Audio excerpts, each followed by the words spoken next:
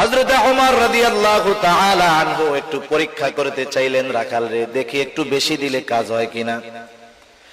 রাখাল রে এবার ওমর রাদিয়াল্লাহু তাআলা আনহু বলতেছে, ও রাখাল, আমি তোমার কাছে একটা প্রস্তাব দেই, তুমি একটা কাজ করো, একটা দুধওয়ালা ছাগি আমাদেরকে দিয়ে দাও, বিনিময়ে আমরা তোমাকে তার মূল্য দিয়ে দিব।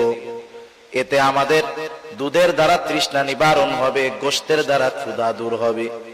তোমার মালিক যদি তোমাকে জিজ্ঞাসা করে যে ছাগল কোথায়, তুমি বলবা একটা নেকড়ে অথবা বাঘে আক্রমণ করে ধরে নিয়ে গেছে। এটা স্বাভাবিক, মাঝে মধ্যেই ঘটে। রাখাল বললে মালিক বিশ্বাস করবে।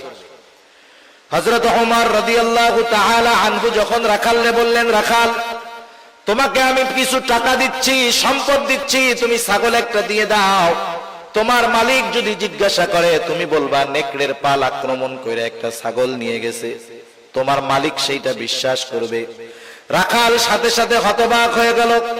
রাখাল বলতেছে, ইয়া হাদা ফাইনাল্লাহ, ইয়া হাদা ফাইনাল্লাহ।